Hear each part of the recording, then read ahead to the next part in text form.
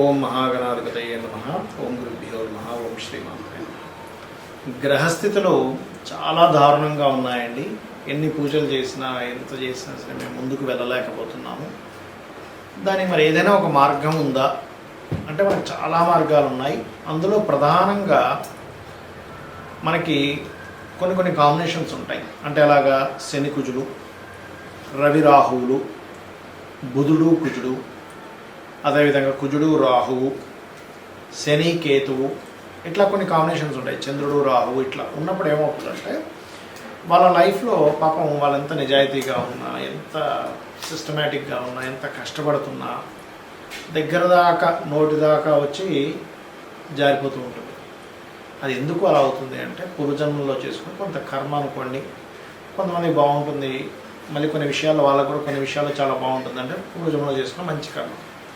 మరి ఈ కర్మని మార్చేటువంటి దేవతా అనుగ్రహం, కాలాన్ని మన కాలం అనుకూలంగా ఉండేటువంటి దేవతా అనుగ్రహం ఏం చెప్పారు శాస్త్రాల్లో అని చూసుకున్నట్లయితే, కాలభైరవుడు లేదా కాలరాత్రి అంటే కాలాన్ని మన జన్మజాతకంలో గండం ఉంది, అమ్మో ఇంక ఇంతకంటే ఎక్కువ కాలం బతకడండి, కాలభైరవుడు అష్టకం ఖచ్చితంగా మంచి ఫలితాలు ఇస్తుంది. కాలరాత్రి ఉపాసన ఖచ్చితంగా మంచి ఫలితాలు ఇస్తుంది. శివుని యొక్క కోపానికి అంటే శివుడు తన ఏవైతే కనుబొమ్మలు ఉంటాయి, కనుబొమ్మ ముడివేయగా అక్కడి నుంచి పుట్టినటువంటి వాడు కాలభైరవుడు. ఆయన యొక్క ఆవిర్భావం జరిగినప్పుడు బ్రహ్మ అబద్ధం చెప్తాడు. మొగలు పువ్వుని తీసుకొచ్చి ఇదిగో నేను ఆ యొక్క లింగం ఏదైతే ఉంటుందో అగ్నిలింగం యొక్క మొదలు చూశాను అని చెప్పి అబద్ధం చెప్తాడు. శివుడు తెలీదా ఆయన అబద్ధం చెప్తాడు నిజం చెప్తున్నాడు. కాబట్టి ఆ కాలభైరవుడు అతనిలోంచి బయటకు వచ్చి ఐదు శిరస్సులు ఉండే ఒకప్పుడు. అంటే అబద్ధము, నిజాయితీగా లేకపోవడము, మనల్ని మనం తెలుసుకోకపోవడము, మనం ఏదో అజ్ఞానంలో ఉండేటువంటి మనల్ని అజ్ఞానంలో ఉండే ఆ యొక్క శిరస్సు అంటే అబద్ధమైన శిరస్సుని తుంచేస్తాడు కాలభైరవుడు. అంటే మనలో కూడా తెలియకుండా కొన్ని అజ్ఞానాలు ఉంటాయి. ఎలా అంటే ఈ పని నేను చేయడం ఏమిటి, ఇలా నేను ఉండడం ఏమిటి, నేను ఎవరి మాట అందరూ నేను ఎందుకు వినాలి, లేకపోతే నాకు తోచింది నేను చేస్తాను, ఎవరు ఏం చేస్తారో చూద్దాం, నేను ఇలాగే బ్రతుకుతాను, అది నిజం కాదు, అది కరెక్ట్ కాదు తెలిసిన అవసరం మనకు తెలియకుండా ఎక్కడో మన ఈగో మనల్ని ఇబ్బంది పెడుతూ ఉంటుంది. దాని నుంచి ఎప్పుడైతే మనిషి బయటికి వస్తాడో అప్పుడు వాళ్ళ లైఫ్ అనేది మారుతుంది. అయితే అంత సులభమా? పూర్వజన్మ వాసనలు మనల్ని వెంటాడుతూ ఉంటాయి. కానీ ఎవరైతే కాలభైరవ అష్టకాన్ని చదువుతూ ఉంటారు, ఇందాక నేను చెప్పాను శని కుజులు అంటే ఏమిటి, ఫోర్స్ కర్మ. అంటే మీ యొక్క జన్మజాతకంలో శని కుజుల ప్రభావం ఉంది, అది ఏ భావానికి కనెక్ట్ అయిందో ఆ రిలేటెడ్ సంబంధించిన వస్తుంటాయి. అంటే కొంతమందికి అన్నదమ్ముల మధ్యన గొడవలు ఉంటాయి, కొంతమందికి చేస్తున్న ఉద్యోగంలో ఎదుగుదల ఉంటుంది శని కుజుల ప్రభావం ఉన్నప్పుడు, కొంతమంది అయితే మళ్ళీ ఇందులో ఎవరైనా డిపార్ట్మెంట్స్లో ఉంటారు, పోలీస్ డిపార్ట్మెంటు లేకపోతే ఆర్మీ, నేవీ, ఇలాగా ఆ యొక్క డిపార్ట్మెంట్స్లో ఉండేటువంటి వారికి మళ్ళీ ఏం కాదు. ఎందుకంటే కర్మ ఈజ్ ఫోర్సింగ్ కర్మ, పోలీస్ రిలేటెడ్ కర్మ కాబట్టి. అలా కాకుండా మరి కొంతమందికి ఇతర కాంబినేషన్స్ వల్ల రవిరాహు కాంబినేషన్ అనుకోండి, మిస్క్యారేజ్ అవ్వడం, లేకపోతే మీరు చెప్పిన దాన్ని అవతల వాళ్ళు ఇవన్నీ ఇలాగే డబ్బా కొడుతుంటాడులే అని చెప్పి ఒక బ్యాడ్ నేమ్ రావడం క్రియేట్ చేస్తూ ఉంటుంది. కాబట్టి ఏంటంటే ఈ యొక్క విషయంలో మీకు మంచి ఫలితాలు రావాలంటే రోజు ఉదయం పూట లేదా సాయంత్రం పూట అయినా ఒక్కసారి కాలభైరవ అష్టకం చేసుకొని చూడండి. లేదు మీరు అమ్మవారు ఉపాసకులు అనుకోండి, కాలరాత్రి అని ఉంటుంది అమ్మవారు, కాలభైరవుడు కాలరాత్రి. ఈ కాలరాత్రి ఉపాసన అంటారంటే మన జన్మజాతకంలో ఏమిటండి ఎన్ని దశలు మారిపోతున్నా సరే నా లైఫ్ మారదా అని మనం ఎదురు చూస్తూ ఉంటాం చూసారా, ఏమిటో అర్థం కావట్లేదు, అసలు ఆ టైం మారుతుందా, నా జీవితం ఇంతేనా అని అంటూ ఉంటారు. అలాంటి వారికి 100% అమ్మవారి యొక్క అనుగ్రహము లేదా కాలభైరవుడి యొక్క అనుగ్రహం కనుక చేసినట్లయితే, ఎందుకంటే మనం కాశీకి వెళ్ళాలన్నా కాశీ క్షేత్రపాలకుడు కాలభైరవుడు, అతని అనుగ్రహం లేకపోతే మనం కాశీకి వెళ్ళలేమట. అంటే చూడండి, ఆ శివుణ్ణి చేరుకోవాలంటే ఇక్కడ మీరు అర్థం చేసుకోవాల్సింది ఏంటంటే బ్రహ్మ యొక్క శిరస్సుని ఆయన తుంచేసాడు, అబద్ధం ఆడాడు. అంటే ఏంటి, మనం శివుణ్ణి చేరాలంటే కాలభైరవుడు అనుగ్రహం ఉండాలి. మనం అజ్ఞానంలో ఉన్నంతసేపు, అహంలో ఉన్నంతసేపు శివుణ్ణి మనం చేరుకోలేము. శివుడు అంటే ఎవరు, మంగళుడు, సకల మంగళానికి కారకుడైన. మనకి అన్నీ మంచి జరగాలంటే మనలో ఉండేటువంటి అజ్ఞానం పోతేనే అన్ని విధాలా మంచి జరుగుతుంది. జ్ఞానం రావాలి అంటే కాలభైరవుడి యొక్క ఆరాధన చేయండి. సకల గ్రహ దోషాలు నివారణ అవుతాయి. మనకి దాంతో పెద్ద ఖర్చే ఉండదు, 1 నిమిషం పాటు చదువుకుంటాము, అది పూర్తిగా క్లియర్ అవుతుంది. శ్రీమాత్రే నమః. మీనము వారికి కనుక చూసుకున్నట్లయితే మీకు రాశిలోనే శని కుజుల యొక్క ప్రభావం ఉంది. ఎప్పుడైతే రాశిలో శని కుజ 2 గ్రహాలు కలిసి ఉన్నాయో ఇది ఇచ్చేటువంటి రిజల్ట్ ఏమిటి అంటే కొద్దిగా ఎక్కువ స్ట్రెస్ ఉంటూ ఉంటుంది. గుర్తుపెట్టుకోండి. అంటే ఈ పక్షమంతా కూడా అందులో ముఖ్యంగా 12వ తేదీ వరకు కుజుడు ఇక్కడ ఉంటాడు కాబట్టి 12, 13 తేదీలకు మారిపోతున్నాడు కాబట్టి అక్కడి నుంచి కొంత ప్రెజర్ అనేటువంటి తగ్గనుంది. అదేవిధంగా ధనస్థానంలో రవి బుధులు ఉన్నారు, పరాక్రమ స్థానంలో శుక్రుడు, కమ్యూనికేషన్ స్థానంలో, చతుర్థ భావంలో గురువు, 6వ భావంలో కేతువు, 12లో రాహు. ఈ యొక్క గ్రహస్థితిని అనుసరించి మీకు ఎలా ఉండబోతుంది ఈ పక్షంలో ఈ 1వ తేదీ నుంచి 15వ తేదీ వరకు ఏ దేవతారాధన చేయాలి, ఎటువంటి విషయాల పట్ల మీరు జాగ్రత్తగా ఉండాలనేటువంటి అంశాలు చెప్తుంది నేనైనప్పటికీ చెప్పిస్తుంది సాక్షాత్ లలితా అమ్మవారిగా భావిస్తూ ఆ లలితాంబిక అమ్మవారి యొక్క అనుగ్రహం మీకు పరిపూర్ణంగా కలగాలని మనస్ఫూర్తిగా కోరుకుంటూ ఇక్కడ మీరు ఒకటే గుర్తుపెట్టుకోండి, రాశిలో మీకు ప్రస్తుతానికి ఏలినాటి శని నడుస్తూ కుజుడు కూడా కలిసి ఉన్నందుకు ఓవర్ స్ట్రెస్ ఉంటూ ఉంటుంది. కానీ ఉద్యోగ అవకాశాలు రాకపోవడం కానీ ఇలాంటివి ఏమీ ఉండవు. చక్కగా ఉద్యోగ అవకాశాలు వస్తాయి. మరియు అదేవిధంగా ధనపరమైనటువంటి ఇంప్రూవ్మెంట్స్ కూడా ఉంటాయి. రవి బుధులు ఇద్దరు కూడా 2వ స్థానంలో ఉన్నందుకు. కాకపోతే ఏంటంటే తండ్రి నుంచి రావాల్సినటువంటి ధనం రావడం విషయంలో కొంతమంది ఆటంకం ఏర్పడడం, దానివల్ల కొంత స్ట్రెస్ అవ్వడం జరుగుతూ ఉంటుంది. గవర్నమెంట్ కాంట్రాక్ట్స్ చేసేటువంటి వారికి తండ్రి వ్యాపారాన్ని మీరు తీసుకొని దాన్ని కంటిన్యూ చేసేటువంటి విషయంలో అనుకూలత ఉంటుంది. గతంలో ఏర్పడినప్పుడు కొన్ని వివాదాలు కొంచెం ఇక్కడ మాట్లాడుకొని సరి చేసుకోవడానికి 3వ స్థానంలో ఉండేటువంటి శుక్రుడు కొంత అంటే కాంప్రమైజ్ చేయించడానికి అనుకూలంగా ఉంది.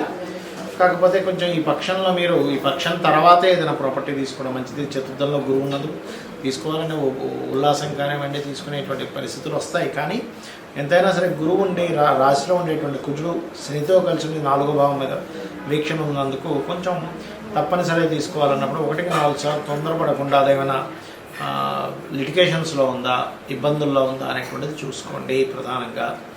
ఇక అదేవిధంగా మీరు నిత్య జీవితంలో ఆటంకాలు తగ్గాలంటే గణపతి యొక్క ఆరాధన చేస్తూ ఉండండి.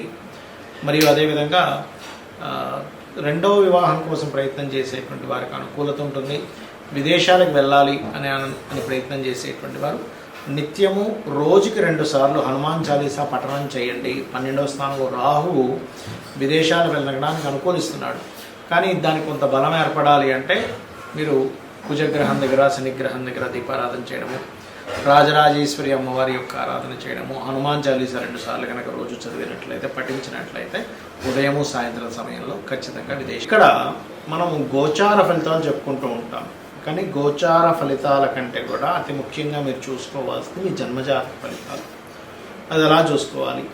మీకు చంద్ర నక్షత్రము చంద్రరాశి ఎలా ఉంటుందో, పలానా నక్షత్రం పలానా రాశి అని చెప్పుకుంటుంటాం కదా, అలాగే లగ్నము అనేటువంటిది ఉంటుంది. అది ప్రతి 2 గంటలకు ఒకసారి మారిపోతూ ఉంటుంది. మీరు ప్రధానంగా ఏ లగ్నంలో జన్మించారో చూసుకోవాలి. ఎందుకంటే మీరు జీవితంలో ఎదగాలి, సుఖపడాలి, మంచి రూపురేఖలు ఉండాలి, లేకపోతే మీరు శారీరక శ్రమ పడుతున్న శ్రమకి మీకు ఫలితం రావాలంటే లగ్నం బాగుండాలి. అన్నిటికంటే ముఖ్యంగా లగ్నం గుర్తుపెట్టుకోండి.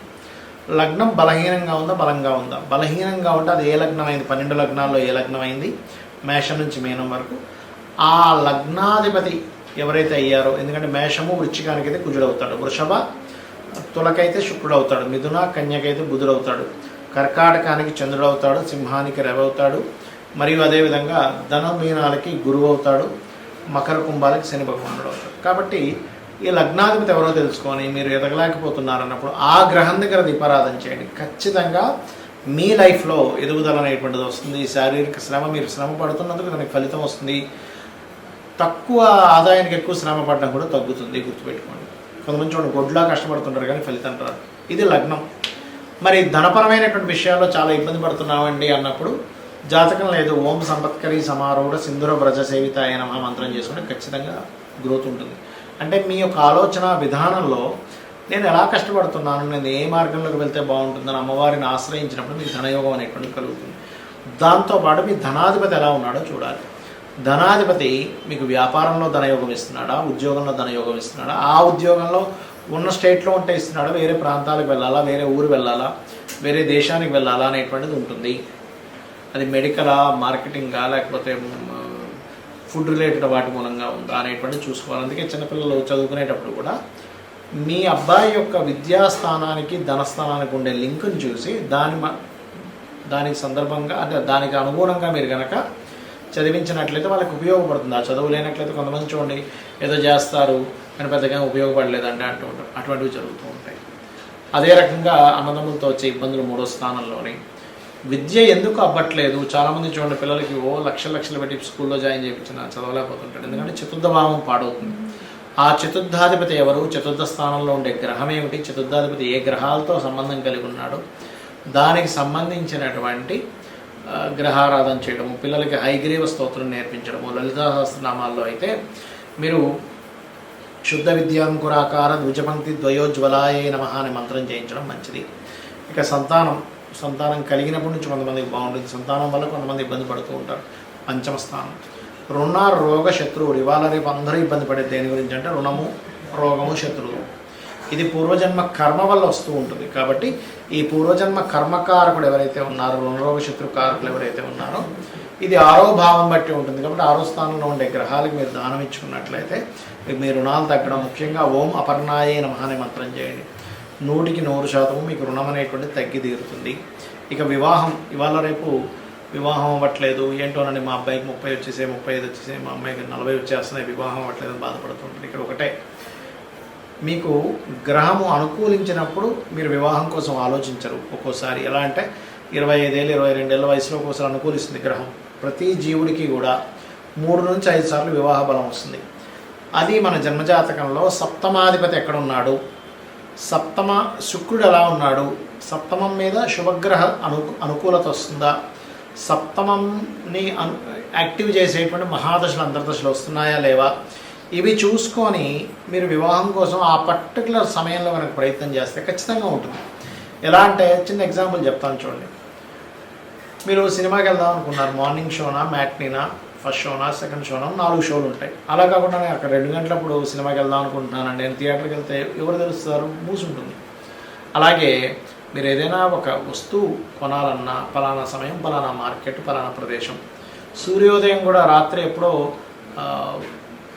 9 గంటల నుంచి మీరు తలుపులు తీస్తూ చూస్తే ఏంటి సూర్యోదయం లేదని బాధపడడంలో ఎలా అర్థం లేదో, మీ యొక్క జన్మజాతకంలో మీకు ఒక ధనయోగం కానివ్వండి, ఒక విదేశీ యోగం కానివ్వండి, ముఖ్యంగా వివాహం గురించి మనం మాట్లాడుకుంటున్నాం కాబట్టి ఈ సమయంలో వివాహ యోగం ఉంది, ఇలాంటి పర్సన్తో ఉంది, ఇలాంటి లవ్ మ్యారేజ్ ఉందా, అరేంజ్డ్ మ్యారేజ్ ఉందా, లేకపోతే విదేశాలకు వెళ్ళి ఉద్యోగం అక్కడ ఉండేటువంటి అమ్మాయితో వివాహం అవుతుంది అనేటువంటిది మీ జాతకంలో ఉంటుంది. ఏ సమయంలో అవుతుంది అనేది ఆ 3 నుంచి 5 సార్లు సమయాల్లో మీరు సరైన సమయాన్ని ఎంచుకొని అక్కడ కొంచెం గట్టిగా ప్రయత్నం చేసినట్లయితే మీకు వివాహం ఖచ్చితంగా అయితే తీరుతుంది.